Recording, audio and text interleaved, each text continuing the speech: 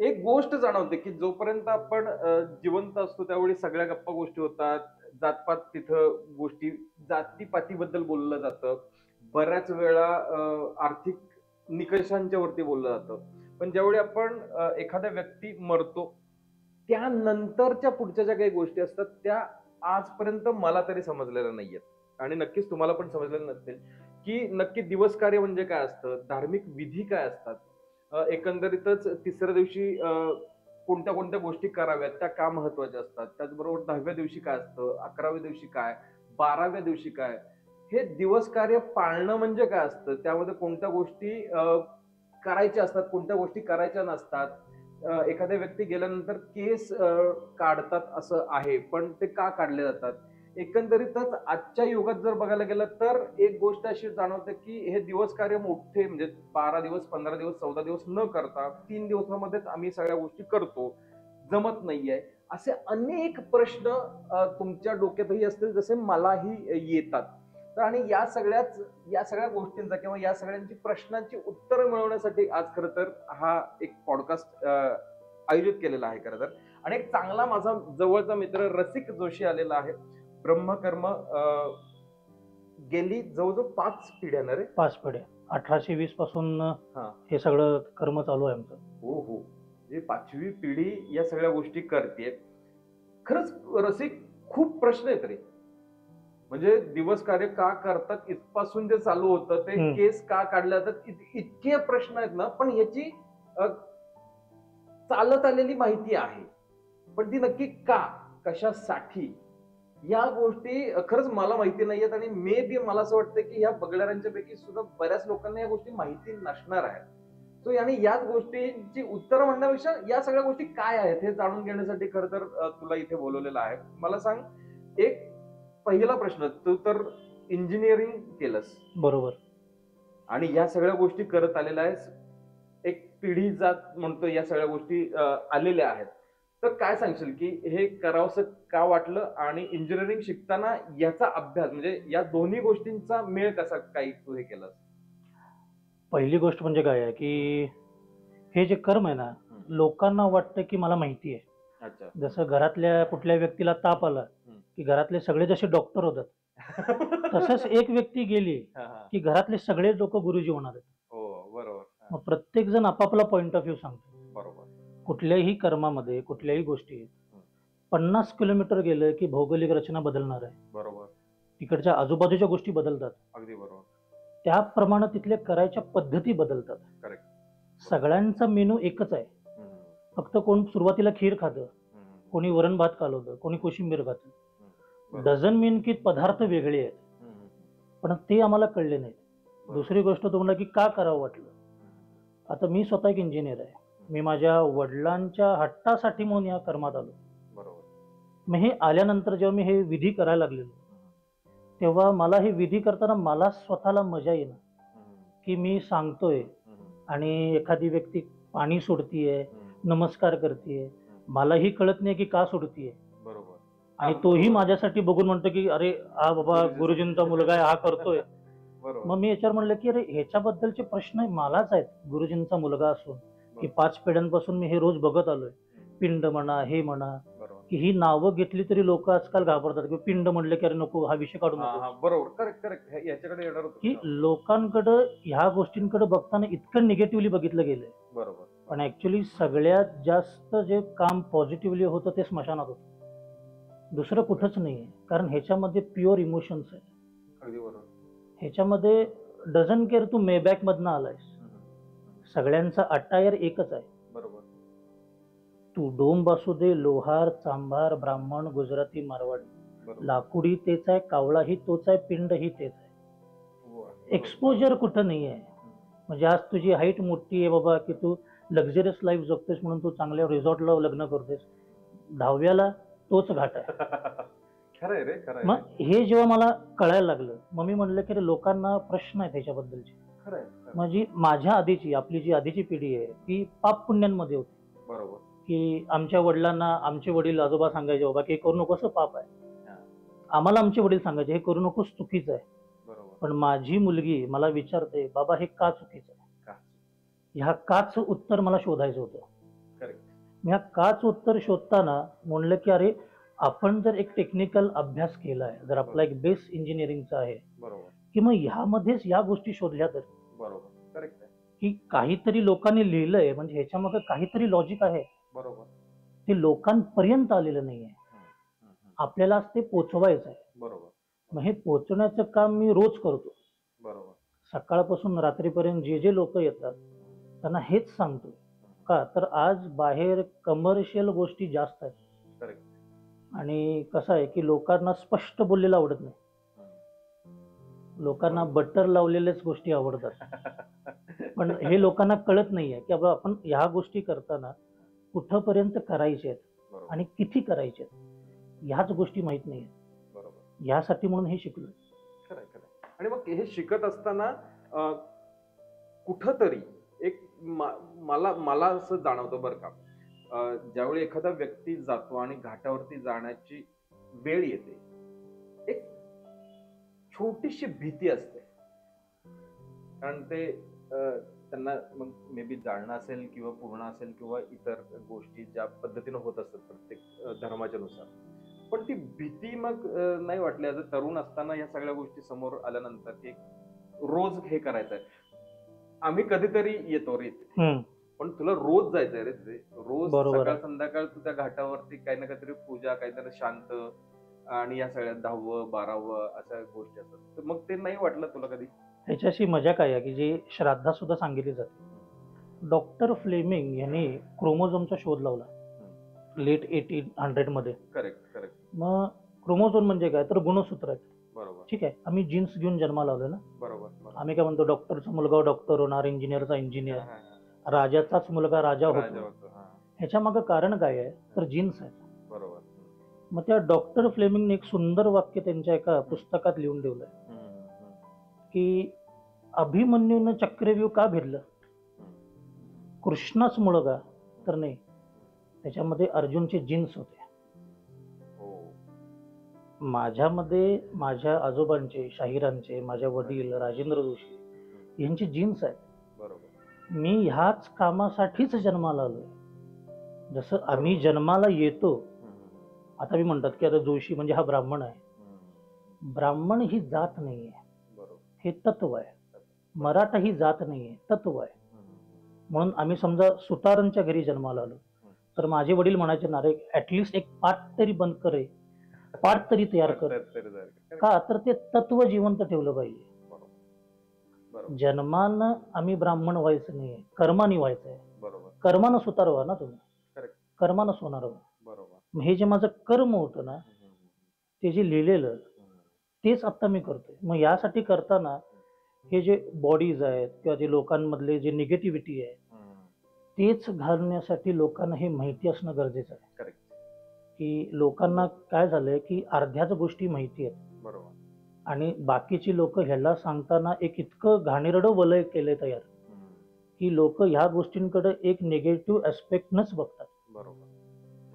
मला तरी असं वाटतंय की सगळेच प्रश्न आज बघूया किती घेता येतात प्रश्न, पण अगदी एखादा व्यक्ती गेल्यानंतर घाटावरती आल्यानंतर एक ते बडाग्नी असा एक दिला जातो आणि मंत्राग्नी असा एक विषय असतो. इथपासूनच आपण सुरू करूया असं मला वाटतं की काय असतं म्हणजे मंत्राग्नी म्हणजे काय, की जेणेकरून काय होतं?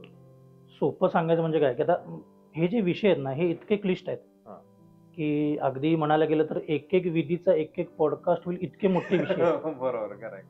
म्हणजे आता पण कसं आहे की युपीएससीचा 4थी पास नंतरचा अभ्यास केल्यासारखा आहे. पण एक लोकांना थोडंफार तरी बॅकग्राऊंड माहिती असावं. बरोबर. म्हणून तरी बडाग्नी म्हणजे काय असतं की बाबा तुमचं तुम्ही गेलाय आणि दहन केलं. बरोबर. मग आता आपल्यात कसं आहे की बाबा आम्हाला लोक म्हणतात की गुरुजी आमच्यात ही पद्धत नाही, आमच्यात गुरुजी बोलवत नाही, आमचा मी जातो दहन करतो. बरोबर. फर्निचर नाही आहे ना ते, माणूस दहन करताय ना तुम्ही. बरोबर. त्याला काहीतरी मंत्र पाहिजेत. बरोबर. मग आधी आपल्या शास्त्रात काय लिहून ठेवलं की तुम्ही ज्या कर्तव्यामध्ये जर मृत्यू झाला तर तुम्हाला डायरेक्ट मोक्ष आहे. ओके. म्हणजे आता आम्ही म्हणतो किंवा 96 कोळी मराठा किंवा क्षत्रिय धर्म काय आहे तर आमच्या धर्माचं रक्षण करणं हा त्यांचा धर्म आहे. बरोबर. बरोबर. म्हणून महाराजांसोबत समजा मावळे गेले आणि समजा तिथं ते वीर गतीला आले तर त्यांना डायरेक्ट मोक्ष आहे कारण कर्तव्यात गेले. बरोबर मी पूजा करताना उद्या गेलो, कर्तव्यात गेलो. बरोबर मग जे माझे पणजोबा करायचे तेच फॉलो आजोबा करायला लागले. मग पिढी दर पिढी ह्या गोष्टी बदलल्या नाहीत. बरोबर आज तीच लोक किती जातात सैन्यात? बरोबर. नाही जात आहेत ना. मग तुम्हाला एक कर्म करणं बांधील आहे. ओके पण ह्याच्यामध्ये प्रॉब्लेम काय आहे की गुरुजींसोबत सगळीचकडे कमर्शियलायझेशन जास्त आहे. बरोबर कमर्शियल प्लेस झाली आहे बरोबर हो हो हो हो. की लोक कसं एकतर माहिती नाही हम्म.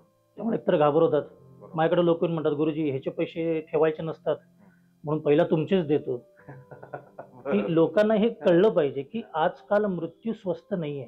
बरोबर 3 लाखाच्या खाली मृत्यू मिळतच नाही आज. खरंय, त्याच्यासोबत खरंय. मानसिक शारीरिक दोन्ही गोष्टी त्या तुमच्या जाणार आहेत त्या वेगळ्याच आहेत. त्या वेगळ्याच आहेत अगदी बरोबर. मग एक गुरुजी म्हणून मी या गोष्टी समजून घेणं गरजेचं आहे ना की त्याला करायची इच्छा आहे. बरोबर जसं तुमचं हॉस्पिटलमध्ये महात्मा फुले येऊ शकतं बरोबर तर गुरुजी म्हणून मी त्याला मदत का नाही करू शकत?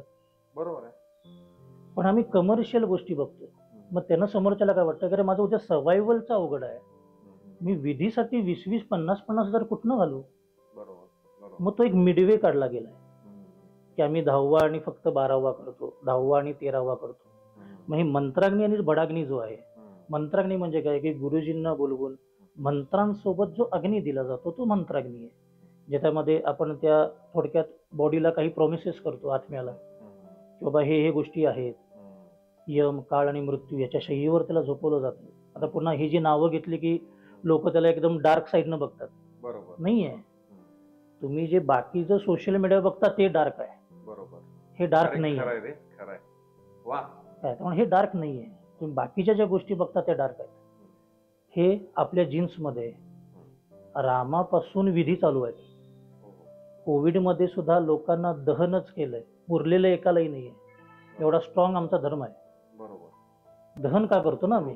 बरोबर यासाठीच तर करतो. बरोबर मग आम्ही काय म्हणतो तसं तुझा आधीचा पॉडकास्ट होता की झाडांसाठी आपल्या शास्त्रात 12व्या दिवशी एक झाड लावा सांगितलेलंच आहे. त्याच झाडामध्येच मिसळायचं आहे ना.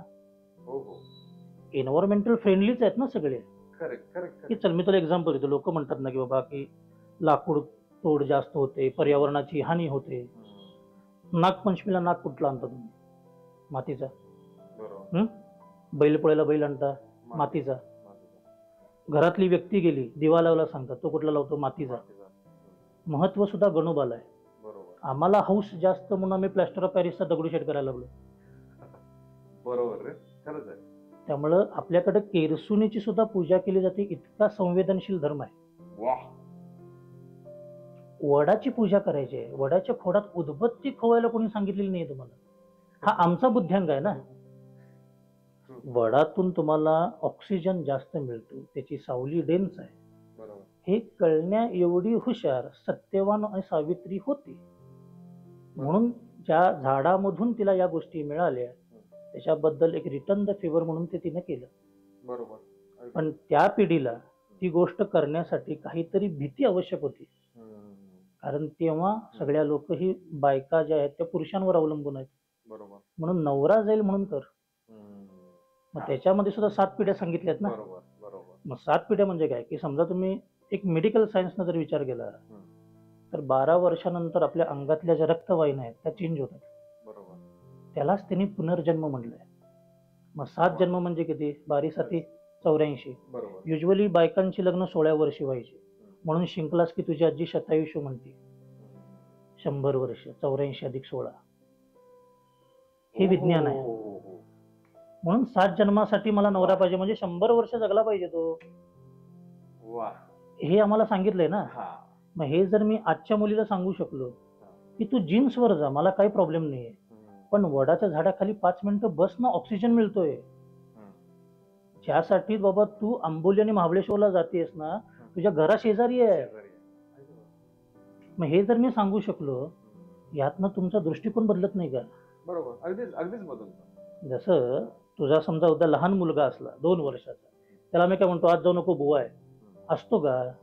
तू इंजिनियर डॉक्टर काही असतील पण बुवाच म्हणतोस ना. अगदी खरं काय म्हणतो बाबा की त्या मुलाला समजेल्या भाषेत सांगितलं पाहिजे. म्हणून मागच्या पिढीनं समजेल्या भाषेत सांगितलं करू नकोस पाप आहे, हे करू नकोस चुकीचं आहे. आम्ही तेच फॉलो केलं. आम्हाला आता असं वाटतं की बाबा हे सगळे जे आहे हे थोतांड आहे. तर हे नाही आहे. हे विज्ञान आहे. बरोबर. हे विज्ञान काय आहे हे लोकांना कळण्यासाठी म्हणून मी तुझ्यासोबत बसलो. नाही, अगदी बरोबर आहे. जसं मी सांगतो की वडिलांच्याकडून मला काहीतरी गोष्टी त्या संदर्भातल्या मिळाल्या. हे कुठेही असं पुस्तकात वाचण्यासारखं म्हणून आपण कधीच वाचलं जाणार नाही पुस्तक, की बाबा आपण कुठल्यातरी सायन्सची पुस्तकं वाचेल किंवा बाकीची कुठली तरी मनोरंजनात्मक पुस्तकं वाचू शकेल. पण अ, हे दहाव्याचं किंवा हे विधी कसे करावे हे पुस्तक कधीच कोणी अ, अ, दुकानात जाऊन वाचायला घेणार नाहीये. पण मला सांग मग रसिक, की नक्की असे हे विधी काय काय असतात? एखाद्याचा मृत्यू झाल्यानंतरचे विधी काय काय असतात? कुठपर्यंत ते विधी चालवायचे असतात? काय? मुळात आता जसं तू म्हणलास ना, की एकतर असं पुस्तक मिळतच नाही, बरोबर. हो. की आता मी याच्यावर अभ्यास करतो तरी मलाही मिळत नाही. बरोबर. हां. म्हणजे तुम्हाला जर त्यातल्या समजा 5 ओळींचं काहीतरी ज्ञान हवं असेल, तर मला पूर्ण पुस्तक वाचून काढावं लागतं. बरोबर. की हे याच्यासारखं नाहीये, की भाग 1, भाग 2 असं मिळालंय बरोबर. आणि आपण केलंय. हां. मग हे जे दिवसकर्म आहेत ना, हे ॲक्चुअली कसं आहेत, की मंत्राग्नीपासून उदकशांत. उदकशांत हा खरं आपल्या कर्माचा भाग नाहीये. अच्छा. ओके. हे एक ॲड ऑन केलेली गोष्ट आहे, बरं. की त्याच्यासोबतच ती होऊन जाते. हं, हं, हं. म्हणून मंत्राग्नी ते 12वा एवढे दिवसकर्म आहेत. 13व्या दिवशी आपल्याकडं निधन शांत म्हणून असते बरोबर. आणि हल्ली काळ बदललाय. हं, हं, हं. त्यामुळं 13वा हा वेगळा एक्सटेन्शन आलाय. अच्छा. अदरवाईज 12व्यापर्यंत सगळं कर्म संपायचं. ओके. ओके. मग हे मंत्राग्नी, हं, त्यानंतर अस्थि विसर्जन, हं. त्यानंतर 9वा, 10वा, 11, 12 हं. ब्राह्मण भोजन. ओके. हे एवढे दिवसकर्म आहेत. अच्छा. ह्या प्रत्येक दिवसाच्या मागं एक एक पैलू आहे ओके. आणि हे सगळेच पैलू आज आपण हळूहळू या गोष्टींमधून उलगडूया. नक्कीच, नक्कीच. कारण कसं होतं, हे जसं म्हणतो ना, की एक तर एक एक साधा आता जस्ट सुचला म्हणून विचारतो. एक तर गोष्टी अशा आहेत, की विधीपर्यंत म्हणजे तिथं जिथं स्मशानभूमी आपण म्हणलो, की तिथं महिलांनी यायचं नसतं. हा एक म्हणजे मला जे सांगण्यात आलं किंवा मला जे माहिती आहे ते यायचं नसतं. तर खरंच असं काही आहे? ॲक्च्युली कसं आहे, की स्मशानात यायचं नाहीये. हां. जिथं अग्नी असतो तिथं ऑक्सिजनचं प्रमाण कमी आहे. ओके. हे सायन्स सांगतं. हो, बरोबर. बायकांच्या मध्ये जे मूलाधार चक्र म्हणजे ज्याला आपण प्रायव्हेट पार्ट्स म्हणतो, हं, हं, हं. ते सगळ्यात डेलिकेट आहे. हो, बरोबर. हो. त्या गोष्टींवर त्याचा आघात होतो. हो. दॅट्स वाय बायकांनी यायचं नाहीये. अच्छा. ह्याच्यामध्ये पुरुष प्रधान वगैरे काही नाहीये. हो. मग आता बघतो आपण काही ठिकाणी काही समाजामध्ये बायका जातात. हो. मग ह्याच्या मागचं कारण त्या लोकांनी कधी शोधलं नाहीये. हो. माझी सासू जाती म्हणून सून चालली आहे. हां. आई माझी जायची म्हणून हा बायकोला पाठवतोय. बरोबर. विचारतच नाही की का जायचंय. स्मशान म्हणजे काय गेट टुगेदरची जागा नाहीये ना ती. नक्कीच नाहीये, नक्कीच नाहीये. बरोबर. कार्यालय वेगळं, स्मशान वेगळं. हो. तुम्ही तिथं जिथं भेटताय. बरं दुसरी गोष्ट काय, की ह्याच्यामागे मेडिकल सायन्स आहे ना. हं. आज स्त्रीवर पूर्ण घर अवलंबून आहे. खरंय. तिथं लोक जी जायची ती युजली घरात जायची लोक. बरोबर. मग कशी गेलेत, काय गेलेत माहित नाही. आज कोविड आलाय. आधी प्लेग सारख्या साथी होत्या ना. हो. मग हे जो संसर्ग आहे हं. हा पसरू नये बरोबर. म्हणून यासाठी आम्ही का जगतोय, आमच्या मुलांना आणि बायकांना प्रोटेक्ट करण्यासाठी आम्ही करतोय ना. बरोबर. शास्त्रही तेच करत होते. फक्त आम्ही घेताना हे वेगळ्या अँगलनं घेतोय. हां. मग जिथं जिथं महाराजांचं अधिपत्य नव्हतं, हं. आता कोणी जरी गेलं तर आधी सगळी घरातली गावातली लोक जायची बरोबर. स्मशानामध्ये. हो, हो, हो. मग हे गेल्यानंतर आदिलशाह, निजामशाह, मुघल हे येऊन बायका पळवायचे. हं. मग ज्या प्रांतांमध्ये त्याचा आघात जास्त झाला तिथं ते काय करायला लागले, की अरे सोबत स्त्रीला घेऊन जाऊया. अच्छा. मग नंतर ते ट्रान्सफर होणार आहेत ना इकडे तिकडे. बरोबर. पण हां. कन्सेप्ट काय राहिली आहे, की अरे माझी आई जात होती हिनं जायलाच पाहिजे. बरोबर. पण हे शोधत नाहीये. बरोबर. बायकांचं स्मशानात काम नाही.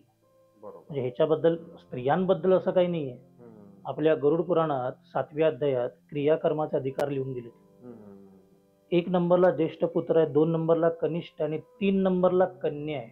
ओके. मुलीला कर्माचा अधिकार आहे. हां. स्मशानात जायचं नाही. अच्छा. दोन्हीत फरक आहे. Okay, okay. हा समजून येऊन करावा. म्हणून स्त्रियांनी शक्यतो स्मशानात जाऊ नये. म्हणजे याच्या मागे सुद्धा खूप सारं सायन्स आहे.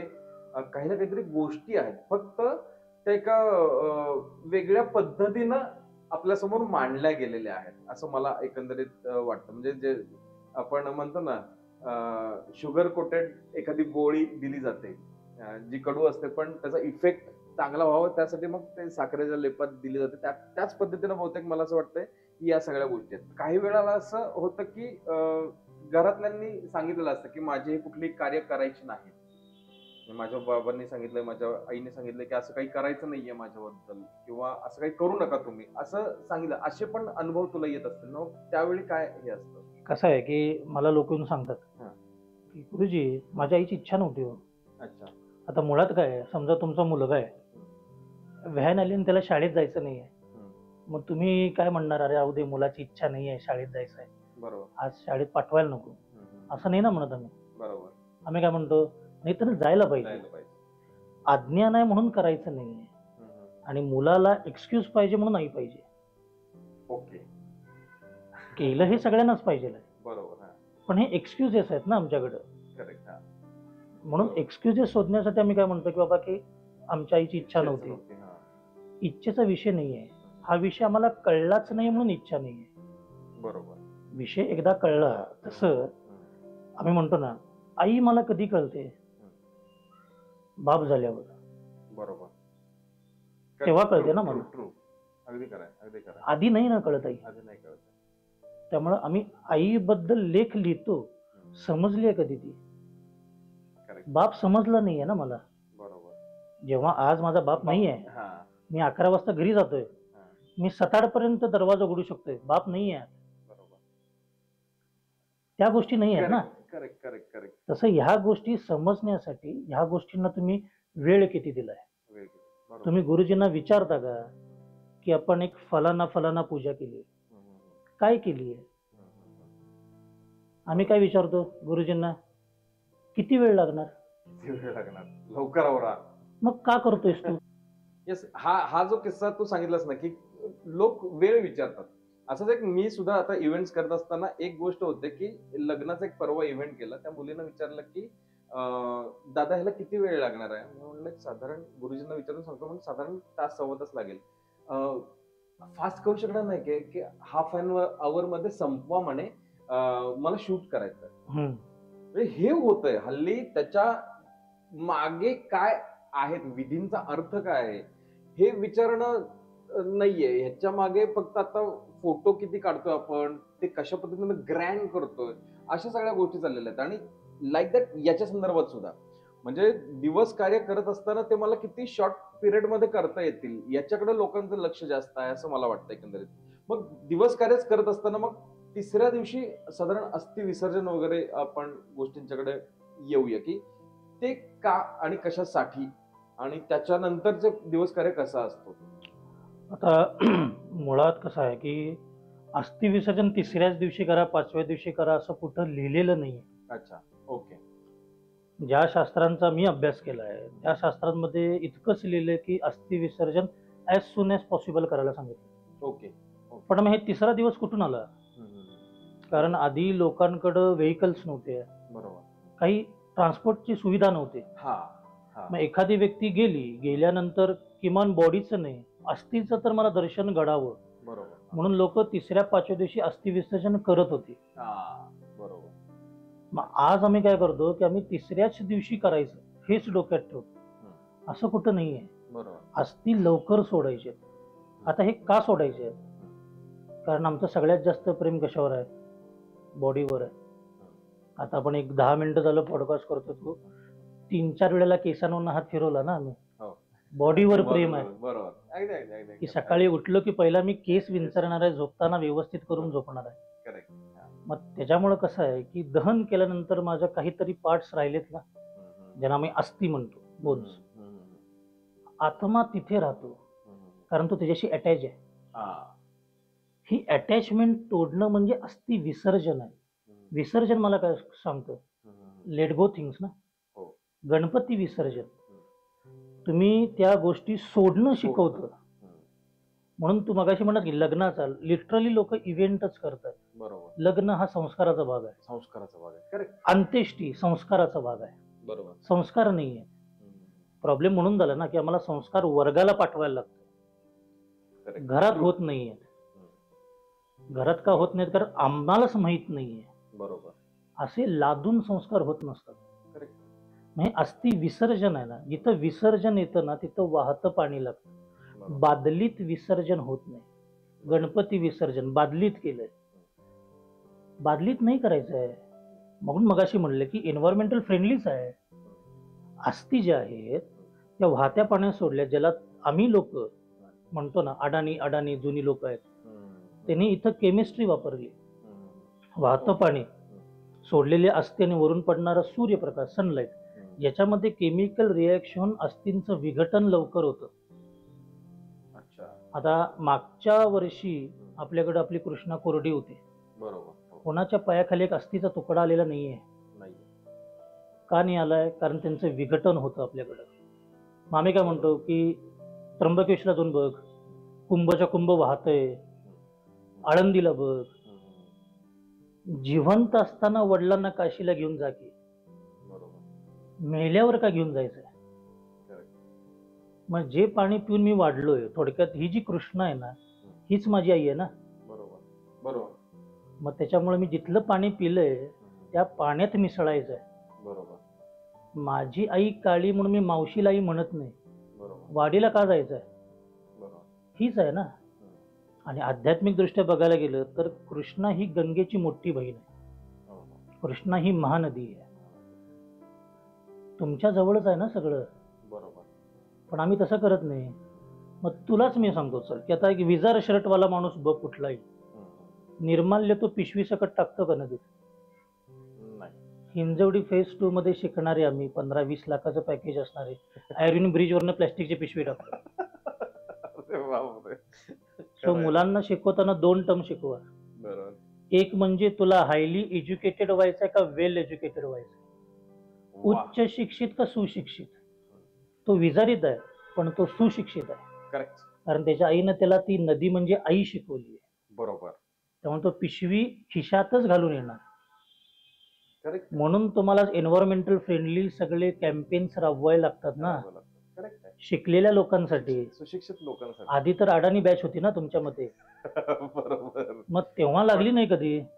तेव्हा आमची झाडं वाढतच होती, तेव्हा पाऊस पडतच होता, बरोबर. सगळ्या गोष्टी होत होत्या. मग आम्ही उच्च शिक्षित झालोय, बरोबर. सुशिक्षित झालेलो नाहीये.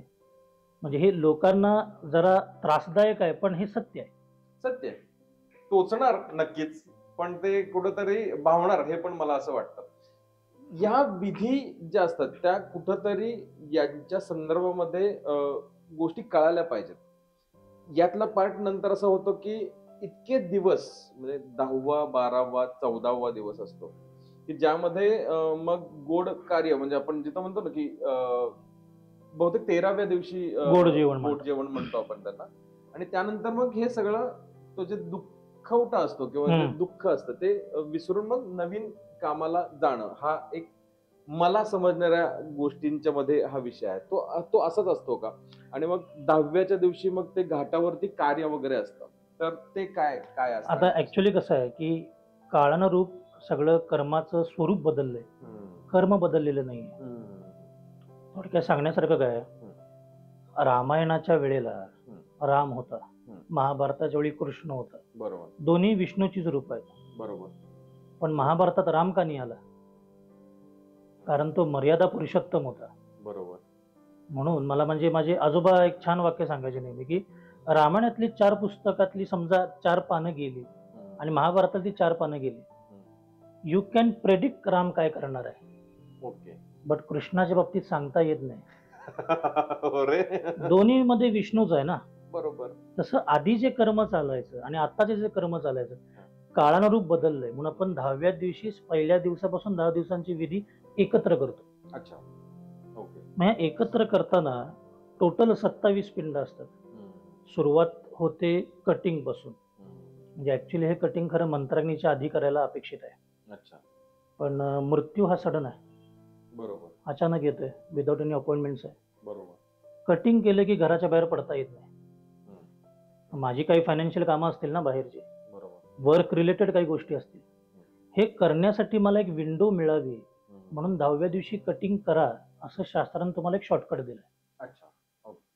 त्यामुळे तुम्ही 9व्या दिवशी जरी कटिंग केलं की 10व्या दिवशी जर कटिंग केलं, डझंट मॅटर. बरोबर.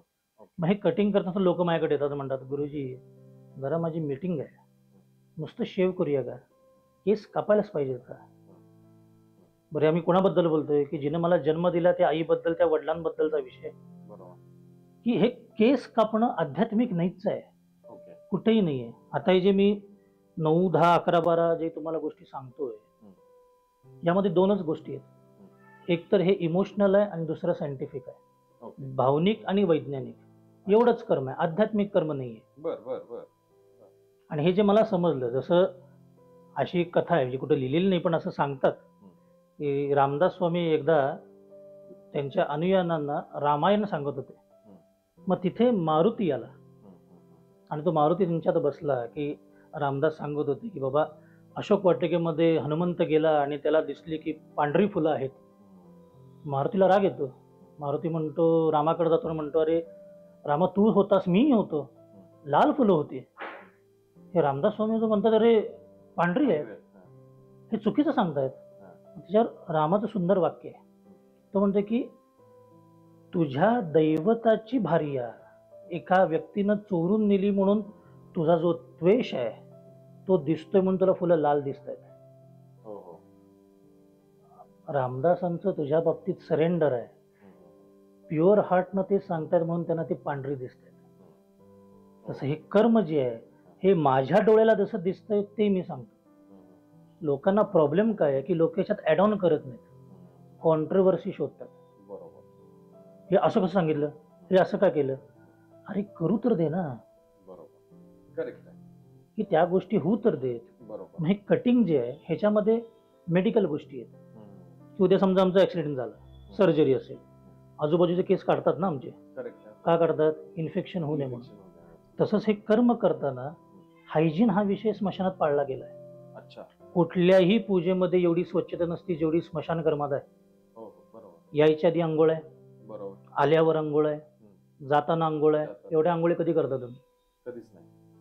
सत्यनारायणला सुद्धा मी जीन्सवर बसायला लागलोय ना आता. बरोबर. हो. मग त्यामुळे स्मशानामध्ये ह्या सगळ्या गोष्टी पाळल्या गेल्यात. अच्छा. दुसरी गोष्ट काय आहे की भावनिक आहे, की आम्ही म्हणतो ना हे माझं आहे, पॉडकास्ट कोणाचा आहे, माझा आहे.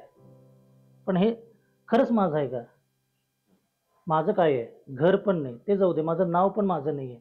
12व्या दिवशी कोणतर दिले, ठेवतायत अजून आयुष्यभर लोक, पण दिलंय 12व्या दिवशी एकदाच. बरोबर की नाही? खरंय, खरंय. हा, बरोबर.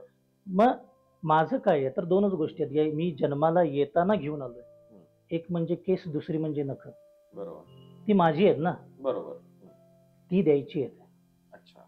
कृतज्ञता म्हणून द्यायची आहेत की तू गेलीयस पण तू असताना मला घडवल्याची मला जाणीव आहे म्हणून कटिंग आहे. अच्छा. आता महाराजांचा बलिदान मास झाला, तर त्यांच्या अनुयायांनी केस काढले. कशाबद्दल काढलास तू केस? रील करायचं आहे. आम्ही प्रयागराजला गेलो ना, बरोबर. डुबक्या मारल्या, बाटलीत पाणी भरलं, आईला येऊन सांगितलं आई गंगा आणली. याच्यात गंगा आली? गंगा तिथंच आहे, बाटलीतनं आणली म्हणजे गंगा घरात आली नाही. बरोबर. तसंच हे जे कटिंग केले कोणासाठी केले, की ते महाराजांना जे त्रास झालेत ना ह्याची मला जाणीव आहे, जाणीव आहे. त्या कृतज्ञतेसाठी कटिंग आहे. बरोबर. तसंच हे कटिंग माझ्या आई वडिलांसाठी आहे. आणि मग कुणालाही देताना पूर्ण द्यावं. बरोबर. आम्ही घोडभर पाणी मागितलं की मला घोडभर देत नाही ना, बरोबर. ग्लासभर पाणी देतो ना आम्ही, अगदी कल्चर आहे आमचं. बरोबर. मग हे परत येणार आहेत की हो. आई येणार नाहीये, मग तिच्यासाठी द्यायचंय म्हणून हे भावनिक आहे. म्हणून पहिली गोष्ट कटिंग आहे. दुसरी गोष्ट भावनिक आणि हे काय आहे की ह्याच्यामध्ये करता स्पेसिफिक सांगितलंय. कोणी कर्म करायचं सांगितलंय ना. सत्यनारायणला कुठं लिहिलंय का मुलानंच बसावं? वास्तुशांतीला असा कुठे नियम आहे का की ज्याच्या नावावर लोन आहे त्यानंच वास्तुशांत केली पाहिजे? पण 10व्याला काय सांगतात, श्राद्धाला काय सांगतात, मुलानंच करायचंय. मुलांनाच करायचं. की माझ्या वडिलांचं समजा राजेंद्र जोशी हे नाव घेतल्यानंतर माझ्या मनाचे इमोशन्स आहेत हे तुझ्या मनात असूच शकत नाहीत. बरोबर. बरोबर. म्हणून करता निवडलाय ना. बरोबर. पण इथं जिवंतपणीच मला भावना नाही आहेत. कारण आता मी न्यूक्लिअर फॅमिली राहतोय, 2 पार्टी सुखी पार्टी आहे ना सध्या. 2 पॉइंट. त्याच्यामुळे कसं झालंय की आता आम्हाला आजी आजोबा नको आहेत. बरोबर. बरोबर. की आता हे जे स्वमग्न होणं किंवा हे जे आता सगळेच लोक लहान मुलांना जे त्रास होत आहेत, का होत आहेत, हा. आजी आजोबा नाही आहेत ना. बरोबर. मग आजी आजोबा कुठे शोधतात ते युट्यूबवर. खरं आहे रे, खरं आहे. अरे खरा कोहिनूर घरात आहेच की. बरोबर. मला कोणी घडवलं? माझ्या आजीनं घडवलं ना. अगदी बरोबर, अगदी बरोबर. माझे आजी आजोबा मला कीर्तनाला घेऊन जायचे, माझे आजी आजोबा माझ्याशी बोलायचे. आता ही रामायणातली कथा गोष्टी भले सांगायची. बरोबर, नसेल, बरोबर, पण त्यांनी मला एक पॉइंट ऑफ व्ह्यू दिला ना जगण्याचा. बरोबर. कुठे आहेत ते? नाही आहेत. खरं आहे, खरं आहे, खरं आहे. मग त्याच्यामुळं इथून सुरुवात आहे. म्हणून म्हणलं की संस्कार वर्गात संस्कार होत नाहीत. बरोबर. मी जर माझ्या आईला माझ्या मुलीसमोर जर उलटं बोललो, माझी मुलगी माझ्या बायकोला बोलणारच आहे. त्यामुळं मी माझ्या आईचे पाय दाबले असतील, माझी मुलगी माझ्या आईचे पाय दाबणार आहे. बरोबर, मग हे संस्कार हे माणूस ग्रास्प करतो, बरोबर. देता येत नाही. खरं आहे. तसं ह्या संस्काराचा भाग आहे. बरोबर. म्हणून तुमच्यात इमोशन्स किती आहेत ते महत्वाचं आहे. इव्हेंट म्हणून 10व्या दिवशी येऊ नका. मलाही गरज नाही आहे, कुठल्याच गुरुजीला गरज नाही आहे नक्कीच नाही. इव्हेंट म्हणून करायची. कारण आमचं मोटिवेशन काय आहे? तुम्हीच आहे ना, अगदी की बरोबर. तुला कितपत इमोशन्स आहे. आम्हालाही ते काम करताना, तुला त्या गोष्टी देताना आम्हाला एक सॅटिस्फॅक्शन गरजेचं आहे ना. बरोबर. तुलाच जर तुझ्या आई वडिलांबद्दल इमोशन्स नसतील, मी मीडिएटर आहे रे. बरोबर. मीडिएटरचं काम काय आहे की तुमच्या दोघांचं एकमेकांसोबत संपर्क करणं. तू तिथं नसलासच मी संपर्क कोणाशी करू? अगदी बरोबर. मग हा जो 10वा दिवस आहे, लोकांमध्ये दोनच गोष्टी आहेत. 10वा दिवस म्हणजे काय असतं? ते कावळा एकतर शिवायला पाहिजे, दुसरी गोष्ट तिलांजली व्हायला पाहिजे. बरोबर, दोनच गोष्टी माहिती आहेत. बरोबर. ते पण 10व्या दिवशी कावळा शिवण्यासाठी लोक लिटरली अशी एवढे प्रेशरमध्ये असतात ते की कावळा शिव- कावळा मग शिवतोय का तो एक विषय असतो रे. मी पण खूप बघितलंय बऱ्याच वेळा. ते कावळा शिवणं आणि तो मग तो त्या पिंडाला जाऊन त्यानं टोच मारली पाहिजे आणि या सगळ्या गोष्टी असतात आणि खरंच टेन्शन असतं. मग ते वेगवेगळ्या गोष्टी सांगितल्या जातात की मी असं असं करेन, तसं तसं करेन, तरच मग ते शिवला वगैरे.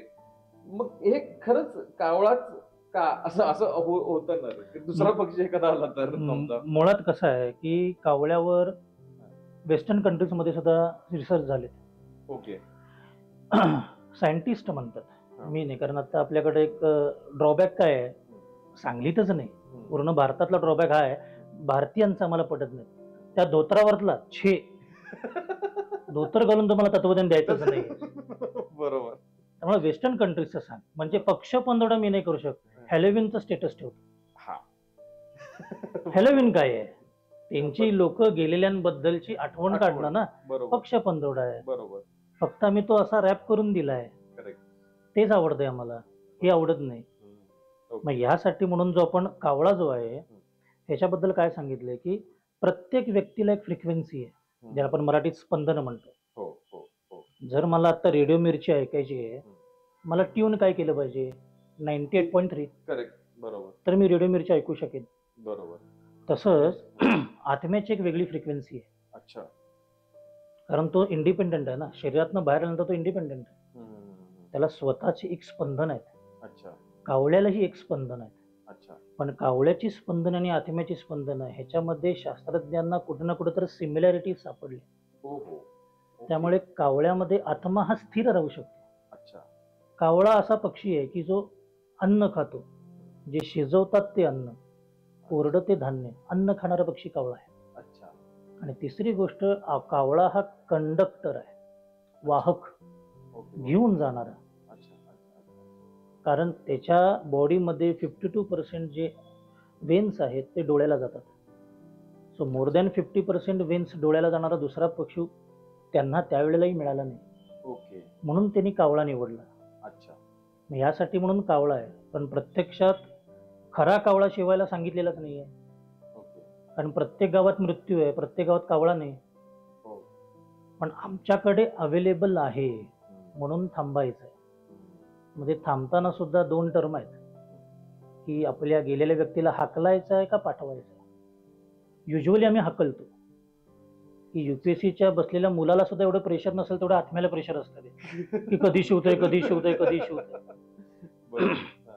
माझं एकच सांगणार लोकांना की समजा तुम्ही आईचं काम करताय ना, त्या आईनं तुमचा चेहरा बघायला किती वेळ थांबली? अप्रॉक्स 9 महिने. बरोबर. मग प्रत्येक महिन्याची 5 मिनिटं म्हणलं तर 45 मिनिटं तर मी थांबू शकतो की नाही? करेक्ट आहे. झोमॅटोनं ऑर्डर केली की 20 मिनिटं थांबतोय ना. अगदी बरोबर. आणि चांगला पदार्थ असेल तर त्याच्यापेक्षाही जास्त. मला ह्याच हॉटेलला जेवायचं आहे, वेटिंग मध्ये मी 20 मिनिटं थांबतो. अगदी थांबतो. आईसाठी 5 मिनिटं नाही आहेत. म्हणजे मी आता म्हणलं अरे मुंबई महानगरपालिकेचं काय होईल, 20 मिनिटं गप्पा मारू. आईबद्दल म्हणलं तर 2.5 मिनिटं आहेत. गुरुजी बघा की शोभत का नाही आहे. त्यामुळे तुमच्या नमस्कारासाठी ती व्यक्ती थांबलेली नाही आहे. अच्छा, बरोबर. की तिला जायचं आहे, पण जाताना काही माझे पॉइंट्स ऑफ अट्रॅक्शन्स आहेत ना, ते लेट गो करायला काही लोकांना फ्रॅक्शन ऑफ सेकंड्स लागतात, काही लोकांना 20 मिनिटं लागतात. बरोबर. थोडा टाइम द्या ना. बरोबर. ती शेवटची वेळ आहे ना, तुम्ही तुमच्या आईच्या ऑरा सोबत राहायची. अगदी बरोबर. पण आम्ही त्याच्यामध्ये सुद्धा गप्पा मारतोय. त्यामुळे हे लोकांना कळलं पाहिजे. गांभीर्य हेच आहे ना, बरोबर. की कावळा हा शिवतोच की प्रत्येकाचा, शिवत नाही असं होत नाही. बरोबर. आमच्यात पेशन्स नाही आहे. पेशन्स नाहीये. अगदी correct. त्यामुळे पेशन्स नसल्यामुळे कर्माचं फळ नाही आहे. मग मी त्या भावनेनं दिलं. जसं मी लोकांना म्हणतो ना, की आईचे पाय दुखतात म्हणून तुम्ही एक मसाजर आणला अमेझॉनवरून आणि तो छान काम करतोय, तेच आईचे पाय तुम्ही दाबले. दोन्हीमध्ये आई पाय दाबायचेच आहेत. बरोबर. पण दुसरे दाबताना इमोशन्स आहेत. आईला तुमचे पाय परफेक्ट न दाबता आलेले चालतील, पण त्याच्यात इमोशन्स आहे, त्याच्यामध्ये सॅटिस्फॅक्शन आहे. बरोबर. तसं या कर्मामध्ये सॅटिस्फॅक्शन आहे. करेक्ट. म्हणून इमोशनली तिथं पाहिजे. अगदी खरं, अगदी खरं. तर मग एक गोष्ट कुठेतरी समोर येते की मोक्ष मिळणं. म्हणजे मोक्ष मिळणं म्हणजे काय, काय असतं हे? आता हा खूप बेसिक आणि लोकांना माहीत नसलेला प्रश्न. म्हणजे लोक विचारतात मला की प्रत्येकाचे अँबिशन असते ना, की आपल्याला अंबानी व्हायचंय. बरोबर. म्हणून ते मोक्ष लोकांना कळलेलंच नाहीये. अच्छा. आम्ही काय म्हणतो, आमचे वडील स्वर्गवासी झाले, कैलासवासी झाले. सो व्हॉट इज मोक्ष, जो मला अर्थ समजतो तो मी तुला सांगतो. की आपण प्राणायाम करतो. आम्ही प्राणायाम कसा करतो, की बाबा ओम भू भुवा स्वाहा महा जना तपा सत्यम, असे 7 लोक आहेत वरचे. भू म्हणजे जमीन, भुवा म्हणजे पितृलोक, स्वाहा म्हणजे स्वर्गलोक, महा म्हणजे महर्षींचा, तपा म्हणजे तपस्वींचा. असं करत सत्यम पर्यंत जायचं आहे. अच्छा. सत्यमच्या वर ब्रह्म आहे, ब्रह्माच्या वर परब्रह्म आहे. ओके. हा अल्टिमेट आमचा गोल आहे सोलचा, ट्रॅव्हल करण्यासाठी. म्हणून आपण काय म्हणतो घरामध्ये, की बाबा गुरु असला पाहिजे. आमचे बाबा समर्थांवर एक श्रद्धा आहे, दत्तांवर आहे. गुरु गुरु म्हणतो ना. बरोबर. आता फन पार्ट काय आहे, की आम्ही मस्त गुरु म्हणतो, त्याने आम्हाला शिष्यत्व दिले का? त्याच्यामध्ये कसं आहे, की आम्ही म्हणतो ते गोंदवलेकर महाराजांना गुरु केले मी. मग आम्ही काय करतो, म्हणजे थोडक्यात काय, की आई आणि मुलगा दोघ जण मारुती रोडवरून चाललेत. जाता जाता मुलानं आईचा हात पकडलाय, म्हणजेच गोंदवलेकरांना मी गुरु केलंय. बरोबर. आम्ही चालत चाललोय, सत्यम टॉय झालं. मुलगा काय करणार, हात सोडणार आहे. बरोबर. टॉईज कडे गेलाय. म्हणजे EMI आहेत तोपर्यंत नरसोबाची वाडी. EMI संपले की कोण दत्त. हे असे आता आहे आम्ही. गुरूंनी शिष्य दिले म्हणजे काय होते, की हाच सिनारिओ उलटा बघूया आपण. आईनं मुलाचा हात पकडलाय, त्याच रोडनं जातोय. सत्यम टॉय झाले. आई काय करते, पटकन मुलाला या साईडला घेते, इकडच्या गोष्टी दाखवते. अट्रॅक्शन पॉइंट्स माझे कट ऑफ झाले. करेक्ट. म्हणून आम्ही काय म्हणतो, गुरुर ब्रह्मा गुरुर विष्णू गुरुर्देव महेश्वरा, गुरुर साक्षात परब्रह्म, परब्रह्म तो ब्रह्म आहे तो. दॅट्स वाय गुरु महत्वाचा आयुष्यात.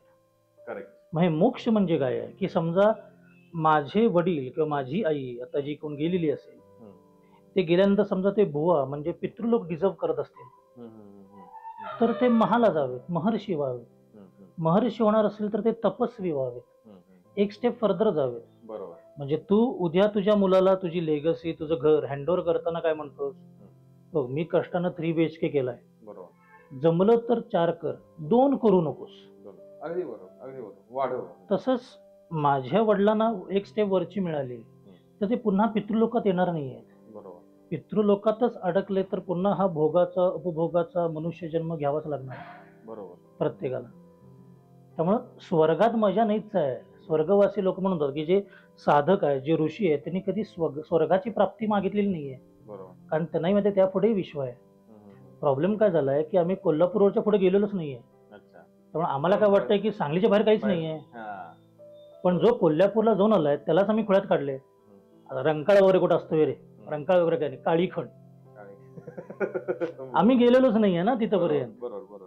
तसंच ह्या कर्मामध्ये आम्हाला त्या गोष्टी माहीतच नाहीये. मग मोक्ष मिळवण्यासाठी वासना बाजूला जाणं गरजेचं आहे. बरोबर. आणि ज्या वासना ज्या आहेत त्या मी तुला पुढे येऊन सांगेनच की बाबा दुर्दैवानं वासना मला एकच शिकवली आहे. वासना म्हणले की लस्ट, एवढंच डोक्यात आहे आमच्या. बरोबर. त्या कैक पटीनं मोठ्या वासना आहेत. बरोबर. त्या कुठे येतात आणि का येतात मग ह्याचा आपण कुठे कुठे आपल्या लोकांनी उपयोग करून घेतला आणि कुठे त्या गोष्टी लेटगो केल्या हे बरंच आहे.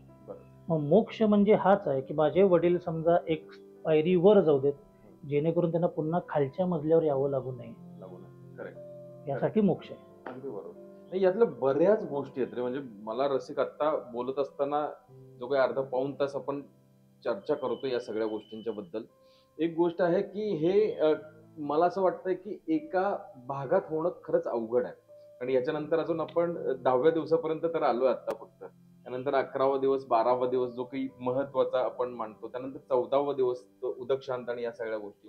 खरंच खूप मोठा विषय आहे, खूप गोष्टी आहेत. आणि मला जसे प्रश्न पडले तसे हे जे रसिक बघतायत सगळी मंडळी की इंटरेस्ट घेऊन बघतायत की यांना सुद्धा बरेचसे प्रश्न आहेत. मला असं वाटतंय की अजून एक पार्ट करावा याचा, आणि पार्ट सेकंड मध्ये यातल्या बऱ्याचशा गोष्टी क्लिअर कराव्यात. आणि तुम्हाला सुद्धा या विषयामध्ये बरेचसे काही प्रश्न असतील आणि काही गोष्टी विचारायच्या असतील तर नक्की तुम्ही कमेंट बॉक्समध्ये हे प्रश्न नक्की विचारा. मी रसिक बरोबर या सगळ्या गोष्टी त्याची माहिती घेईन आणि आपण नेक्स्ट पार्ट मध्ये या सगळ्या गोष्टी ज्या आहेत त्या डिटेलमध्ये नक्की बघूया. थँक्यू व्हेरी मच रसिक, Yes. इथे आलात आणि ही सगळी माहिती तू आम्हाला दिलीस. कारण खरंच खूप मोठा विषय आहे आणि मला खूप आवडेल तुझ्याशी नक्की पुन्हा एकदा गप्पा मारायला. आणि यातले बरेचसे आता रसिक सुद्धा बऱ्याचशा गोष्टी, आता 2 रसिक झालेत. हे एक रसिक हो. जे आपण बघतोय सगळे पॉडकास्ट, आणि हा रसिक खूप इंटरेस्ट घेऊन तू खरं तर या सगळ्या गोष्टी शिकलायस. आणि अभ्यास यातला खूप महत्वाचा आहे आणि जो तू तुझ्या बोलण्यातून दिसतो, जाणवतो. आणि म्हणूनच तुम्हा सगळ्यांना विनंती आहे, तुमचे जे काही प्रश्न असतील या सगळ्या विषयांच्या मध्ये तर नक्की आम्हाला कमेंट बॉक्समध्ये ते सगळे प्रश्न विचारा.